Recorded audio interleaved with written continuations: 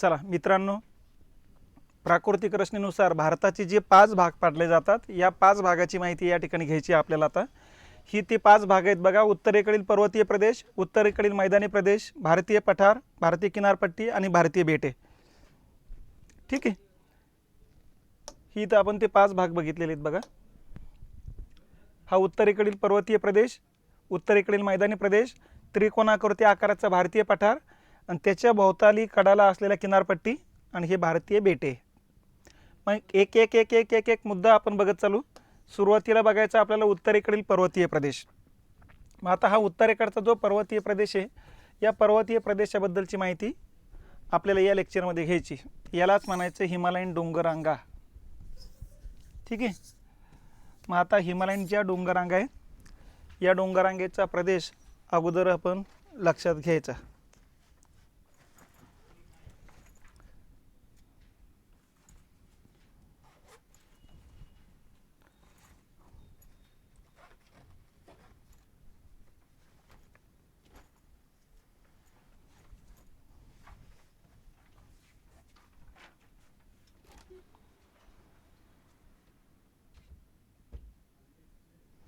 ठीक आहे.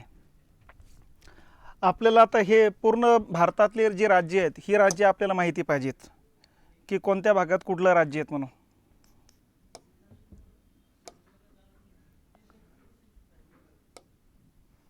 ठीक आहे. हे इकडे लक्षात घेतलं पाहिजेत की इथं लडाख आहे, हा जम्मू काश्मीरची एरिया आहे, हा हिमाचल प्रदेश आहे, हा उत्तराखंड आहे, हा नेपाळ आहे, हा सिक्कीम आहे, इथं पश्चिम बंगालची एरिया आहे, हा भूतान आहे, हा अरुणाचल प्रदेश आहे, इकडं हा नागालँड, मणिपूर, मिझोराम, त्रिपुरा आणि ही मेघालय. ठीक आहे. आता या पार्टमध्ये हिमालयन डोंगररांगा येतात बघा. पण त्याच्यामध्ये अगोदर लक्षात घ्यायचं, या ठिकाणी काही डोंगररांगा अशा पद्धतीनं या डोंगररांगेला म्हणायचं काराकोरम डोंगररांगा. या पलीकडच्या ज्या डोंगररांगा लागतात, या काराकोरम डोंगररांगा आहेत या. ठीक आहे. या लडाखमधून जात असतात बघा. भारतामधून फक्त लडाखमध्ये आहे, बाकीचा एरिया पूर्ण चायनामध्ये लागतो. आता या डोंगररांगेच्या दक्षिणेकडे ज्या डोंगररांगा येतात, आता त्या डोंगररांगा लक्षात घ्यायच्या. हिमालयन डोंगररांगा ज्याला म्हणतो आपण, तर ह्या अशी इथून सुरुवात होतात बघा.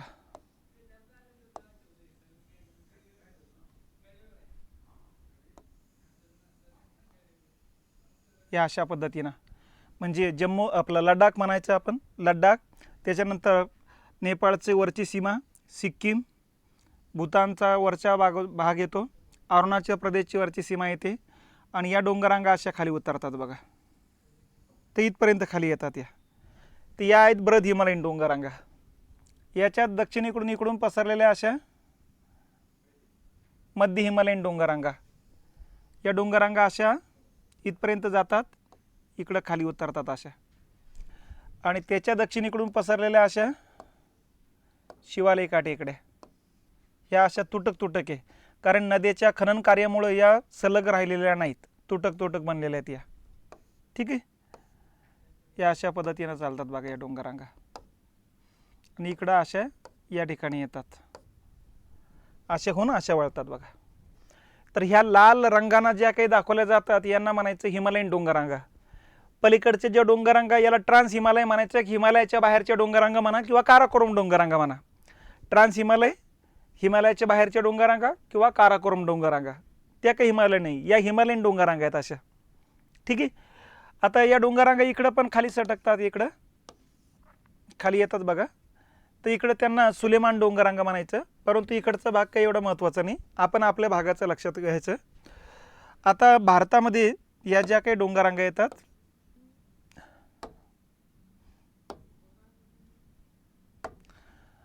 आता या डोंगररांगेची थोडक्यात माहिती लक्षात घ्या.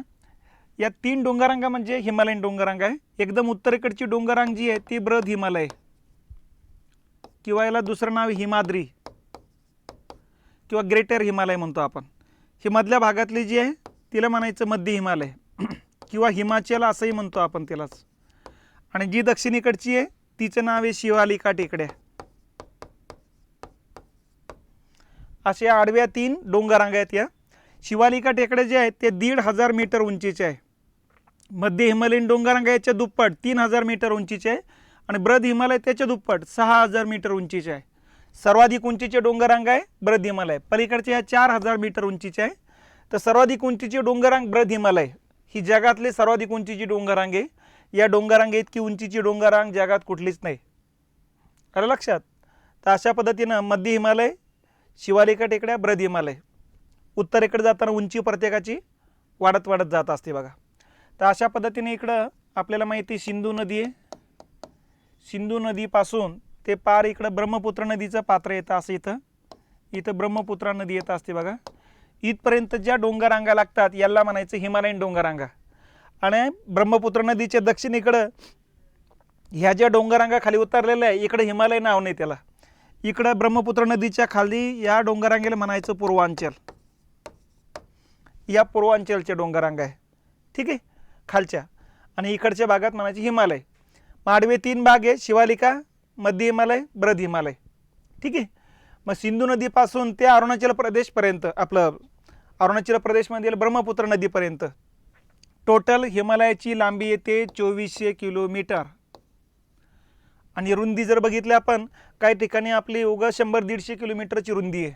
आलं लक्षात? मिनिमम 150 ते मॅक्झिमम 400 किलोमीटर इतकी रुंदीचा हा पार्ट येतो बघा, ठीक आहे. 150 ते 400 किलोमीटर रुंदीचा पार्ट आहे. आणि टोटल एरिया येतो 5 लाख चौरस किलोमीटर. हा एवढा एरिया येतो असतो, ठीक आहे. तर अशा पद्धतीने या हिमालयीन डोंगररांगा आहे. भारतातल्या कुठल्या कुठल्या राज्यात पसरलेलं आहे? लडाख, जम्मू काश्मीर, ठीक आहे. त्याच्यानंतर इथं हिमाचल प्रदेश, इथं उत्तराखंड, त्याच्यानंतर इथं दार्जिलिंगचा पश्चिम बंगालचा एरिया, सिक्कीम, आसामचं उत्तरेकडच्या सीमा, अरुणाचल प्रदेश पूर्ण येतो. इकडं नागालँड, मणिपूर, मिझोराम, त्रिपुराचा एक भाग सोडला की मेघालयमध्ये पण सुद्धा डोंगररांगा आहेत. तर अशा या डोंगररांगा येतात. मग जसं या डोंगररांगेचं आता निर्मितीचं कारण काय ते लक्षात घ्यायचं आपण. या हिमालयीन डोंगररांगेत निर्मितीचं कारण काय? तर आपण सुरुवातीला लक्षात घेतलं पाहिजे, आपली जी पृथ्वी आहे या पृथ्वीवरती पृथ्वी निर्माण झालेली 400 कोटी वर्षापूर्वी. आणि 400 कोटी वर्षानंतर जर आपण बघितलं, हळूहळू पृथ्वी थंड होत गेली. पृथ्वीतून बरेच वायू बाहेर पडले थंड होताना, आणि बाहेर पडलेल्या वायूपासूनच या ठिकाणी वातावरण तयार झालं. आणि या वातावरणातलंच विविध वायूपैकी हायड्रोजन ऑक्सिजनचा संयोग झाला आणि त्याच्यापासून पाणी तयार झालं. मग 100-150 कोटी वर्षापूर्वी पाणी तयार झालेले. मग जलावरण तयार झालं. आणि जलावरण ज्यावेळेस तयार झालं तर त्यावेळेस पृथ्वीवरती पूर्ण पाण्याचा मिळून एकच महासागर होता आणि पूर्ण जमिनीचा मिळून एकच खंड होता. मग हा जो काही खंड होता हा या ठिकाणी होता असा. मग या खंडाला नाव दिलं होतं पॅन्जिया. जसं आज आपण म्हणतो ना 7 खंड आहे, तर 7 खंडांचं मिळून एकच खंड होता पॅन्जिया. आणि उरलेला भाग जो होता पूर्ण महासागर होता. लक्षात? पलीकडची बाजू, ही बाजू, सगळे या भागाला नाव दिलं होतं पॅन्थालसा. तर ही पृथ्वीची स्थिती होती 20 कोटी वर्षापूर्वीची. लक्षात? पॅन्जिया आणि पॅन्थालसा. पॅन्जिया 7 खंडांचं मिळून बनला होता, पॅन्थालसा सगळ्या 5 महासागरांचं मिळून बनला होता. मग या ठिकाणी अल्फ्रेड वेगनरने ही थिअरी मांडलेली. मग यांनी काय सांगितलं की पुढं 14 कोटी वर्षापूर्वी पॅन्जियाचे तुकडे पडलेत आणि 2 तुकडे तयार झालेत. एक तुकडा उत्तरेकडे राहिला आणि एक तुकडा दक्षिणेकडे वाहत गेला जमिनीचा. पॅन्जियाचे 2 तुकडे पडलेत. उत्तरेकडच्या तुकड्याला नाव दिलं लॉरेशिया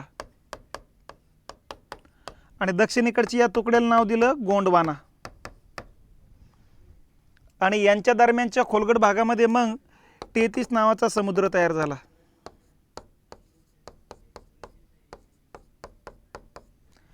33 सागराची निर्मिती झाली. आलं लक्षात? तर अशा पद्धतीनं सुरुवातीला पॅन्जिया, नंतर लॉरेशिया आणि गोंडवाना. पॅन्जियाचे 2 तुकडे पडलेत. मग ती 33 सागराचा भाग तयार झाला. आणि त्याच्यानंतर मग असं म्हटलं जातं आहे की परत पुढच्या कालखंडात लॉरेशियाचे तुकडे पडलेत आणि गोंडवानाचे अनेक तुकडे पडलेत. आणि त्यापासून सध्याचे 7 खंड आणि 5 महासागर निर्माण झालेत. मग यामध्ये आपल्याला माहिती इथं विषुववृत्त आहे. इथं उत्तर अमेरिका तयार झाला, इथं दक्षिण अमेरिका तयार झाला. हा युरोप खंडाचा पार्ट येतो. हा इथं आफ्रिका खंड आहे. हा या ठिकाणी तांबडा समुद्र आहे. इथं आपला देश येतो भारत. हा आशिया खंडाचा पार्ट आहे इकडं. आलं लक्षात. इकडं ऑस्ट्रेलिया खंड आहे, इथं अंटार्क्टिका खंड आहे.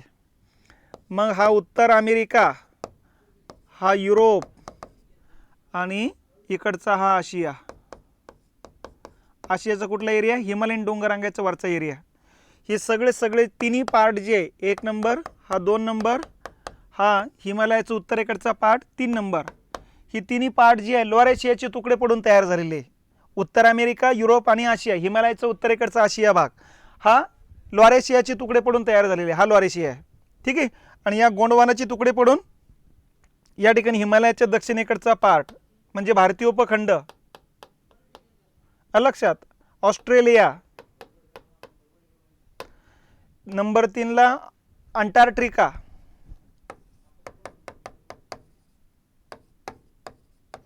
नंबर 4 ला आफ्रिका आणि नंबर 5 ला दक्षिण अमेरिका. तर हे जे 5 खंड आहे हे गोंडवानाचे तुकडे आहेत आणि हे जे 3 आहेत हे लोअर एशियाचे तुकडे आहेत. म्हणजे भारत जो होता हा हिमालयन डोंगररांगा नंतर निर्माण झाला. हा पार्ट जो होता इथं होता भारत अगोदर, अंटार्क्टिका खंडाला जॉईंट होता बघा. मग 7-8 धक्के आपण अंटार्क्टिका खंडाला आणलो आणि उत्तरेकडे निघायला सुरुवात झाली. मग भारत उत्तरेकडे सरकत चाललेला आहे बघा. आणि त्याच वेळेस लोअर एशियाचा हा रशियाचा जो भाग आहे वरच्या भागात होता, खाली सरकत चाललेला आहे. आणि सरकत जात जात जात आज आपण विषुववृत्ताच्या उत्तरेकडे गेलो आणि या दोघांच्या मध्ये 33 सागर होता एका कालखंडामध्ये. मग भारत उत्तरेकडे सरकला, रशियाचा हा आशियाचा भाग खाली सरकत चालला. दोन्हीच्या सरकल्या गेल्यामुळं 33 सागरावरचा गाळ दोन्हीच्या दबावातून जमा झाला आणि गाळ नंतर वरती येत चालल्या, वाढत चालल्या, उंची वाढत चालली आणि आज त्या ठिकाणी 33 सागराच्या ऐवजी हिमालयन डोंगररांगा निर्माण झाल्या. तर अशा पद्धतीने हिमालयाच्या निर्मितीचं कारण काय? 33 सागराचा तळभाग उंचावून वळीचा पर्वत निर्माण होऊन हिमालयन डोंगररांगा निर्माण झालेले आहे. म्हणून या ठिकाणी लक्षात घ्यायचं की या ठिकाणी अगोदर 33 सागर होता. हा भाग लोअर एशियाचा होता, हा भाग गोंडवानाचा आहे. दोन्ही आजही एकमेकांच्या दिशेने सरकण्याची प्रक्रिया चालूच आहे. आजही भारत दरवर्षी 12 सेंटीमीटरनं उत्तरेकडे सरकतोय. त्यामुळे साहजिकच आजही हिमालयन डोंगररांगाची उंची वाढत चाललेली आहे, माउंट एव्हरेस्टची उंची वाढत चाललेली आहे. आणि आज या जगातील सर्वाधिक उंचीच्या, वळीच्या आणि अर्वाचीन पर्वतरांगा बनलेल्या आहे. अर्वाचीन पर्वत म्हणजे तरुण पर्वत, आधुनिक पर्वत, सर्वात शेवटी जगात निर्माण झालेल्या पर्वतरांगा याचे. आलं लक्षात. मग बाकीच्या पर्वत याच्या अगोदरचे आहेत. तर अशा पद्धतीनं 33 सागराचा तळभाग उंचावून याची निर्मिती झालेली आहे. मग आता या डोंगररांगा एकच नाही, भरपूर डोंगररांगा आहे, 3 डोंगररांगा आहे अशा. मग जसे आडवे 3 भाग पाडले जातात तसे या डोंगररांगेचे उभे सुद्धा 3 भाग पाडले जातात बघा. आलं लक्षात. कुठले कुठले भाग पाडले जातात? इथं सिंधू नदी आहे, सिंधू नदीपासून ते इथं सतलज नदीपर्यंत या भागाला म्हणायचं पश्चिम हिमालय, पश्चिम डोंगररांगा किंवा याला पंजाब हिमालय, काश्मीर हिमालय असंही म्हणतात. सतलज नदी ते इथं काली नदी आहे. या हिमालयाला म्हणायचं कोमाऊ हिमालय. ठीक आहे. काली नदीपासून इथं तिस्ता नदी आहे. इथपर्यंतच्या हिमालयाला म्हणायचं मध्य हिमालय. आणि तिस्ता नदीपासून ते इथं ब्रह्मपुत्रा नदी आहे, इथपर्यंतच्या हिमालयाला म्हणायचं पूर्व हिमालय. आलं लक्षात. आणि इकडं पूर्वांचल आहे. मग अशा पद्धतीनं हिमालयाचे उभे सुद्धा काही पार्ट पाडले जातात. पश्चिम हिमालय, कोमाऊ हिमालय, मध्य हिमालय आणि पूर्व हिमालय. आलं लक्षात. पश्चिम हिमालय जे आहे ते 560 किलोमीटर लांबीचा येतो. कोमाऊ हिमालय जो आहे तो 320 किलोमीटर लांबीचा येतो असतो. मध्य हिमालय जो आहे तो 800 किलोमीटर लांबीचा येतो असतो. आणि पूर्व हिमालय जो आहे तो 720 किलोमीटर लांबीचा येतो असतो बघा. मग हे 720 आणि हे 800, 1520, 1520 आणि हे 320 म्हणजे 1540 आणि पुढचे ते 1840, 1840 आणि हे 500, 8 4 12 13, 2300 आणि हे 60, 2400 बरोबर. अशा पद्धतीने ही 2400 किलोमीटर लांबी येते बघा. आलं लक्षात. मग पश्चिम हिमालयामध्ये म्हणजे कोणत्या राज्यातलं हिमालय येतो? नंबर 1 लडाख, नंबर 2 हिमाचल प्रदेश आणि नंबर 3 जम्मू काश्मीर. इथं जम्मू काश्मीर आहे, इथं लडाख आहे, इथं हिमाचल प्रदेश आहे. या 3 राज्यातलं हिमालयाला म्हणायचं पश्चिम हिमालय. म्हणून याला पश्चिम हिमालय म्हणा, काश्मीर हिमालय म्हणा. आलं लक्षात. पंजाब हिमालय म्हणा कारण पंजाबच्या सीमेवर आहे. असे वेगवेगळे नावं या पट्ट्याला येतात बघा. मग सतलज नदी ते काली नदी, या दोन डोंगररांगेदरम्यानचा जो हिमालय, मध्य हिमालय आणि शिवालिका टेकड्या भारतामध्ये जी आहेत त्या, याला म्हणायचं कुमाऊ हिमालय. मग उत्तराखंड राज्य येतं बघा या ठिकाणी. उत्तराखंड राज्यातलं हिमालयाला म्हणायचं कुमाऊ हिमालय, गढवाल हिमालय असं नाव आहे. आणि काली नदी ती तीस्ता नदी, तीस्ता नदी सिक्कीममधून उगम पावते, पश्चिम बंगालमधून ब्रह्मपुत्रा नदीला जाऊन मिळत असते. तर या नदी दरम्यानचे हिमालयाला म्हणायचं मध्य हिमालय. मग मध्य हिमालयामध्ये नेपाळचे हिमालयात समावेश होतो. ठीक आहे. इथं यूपी बिहारच्या बॉर्डरवरती जे शिवालिका टेकड्या आहेत त्यांचा समावेश होतो. इथं पश्चिम बंगालचा दार्जिलिंगचा जो हिमालय त्याचा समावेश होतो आणि सिक्कीम राज्यातल्या हिमालयाचा समावेश होतो. तर हे येतात मध्य हिमालयातले प्रदेश. आणि याच्या पूर्वेकडं पूर्व हिमालय. मग याच्यामध्ये भूतान, आसाम आणि अरुणाचल प्रदेश या राज्यातलं हिमालयाला म्हणायचं पूर्व हिमालय.